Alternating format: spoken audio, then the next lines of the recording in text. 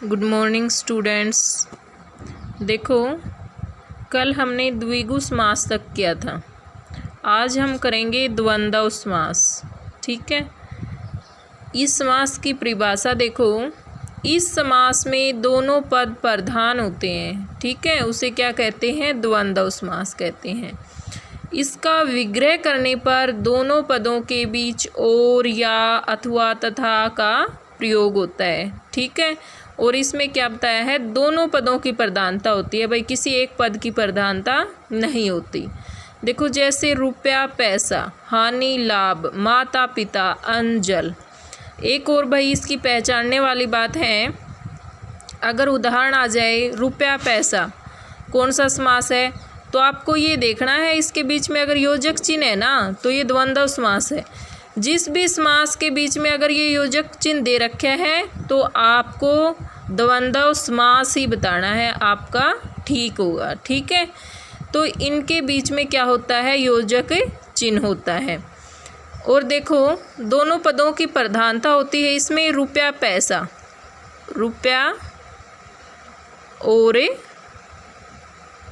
पैसा। ठीक है।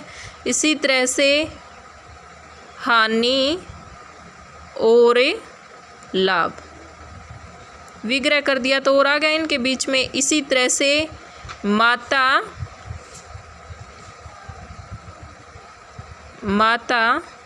और पिता। ठीक है। इसी तरह से इसमें आएगा अन्न और जल। ठीक है। तो इनके बीच में विग्रह करने पर और, तथा, या का प्रयोग होता है। और ये विग्रह नहीं करते हैं। अगर सीधा समास पूछा जाता है, बीच में योजक चिन्ह है, तो वो कौन सा समास है? द्वंद्व समास है। दोनों पदों की प्रधानता होती है। कैसे होती है? देखो, रुपया भी अपनी जगह प्रधान है और पैसा भी।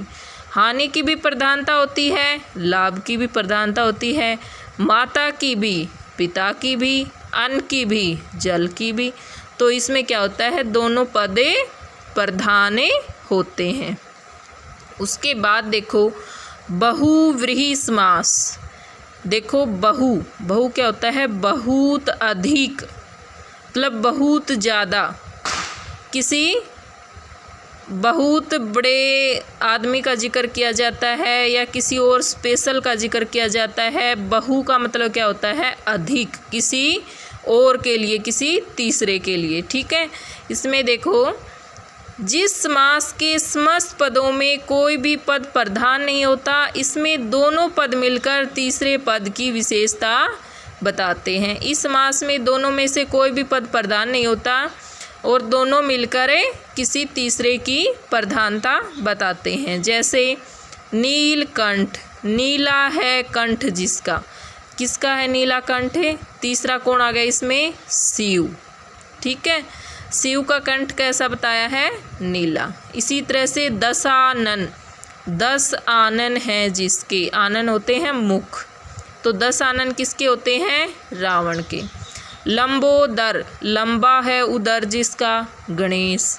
पीताम्बर, पीला है अंबर जिसका, कौन है वो? श्री कृष्ण। ठीक है।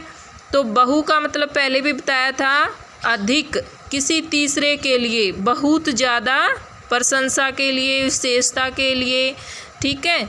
तो इसकी परिभाषा क्या होगी? इसमें कोई पद प्रधान नहीं होता, दोनों पद मिलकर किसी तीसरे पद की विशेषता को बताते हैं। ठीक है। वो कौन सा समास होता है?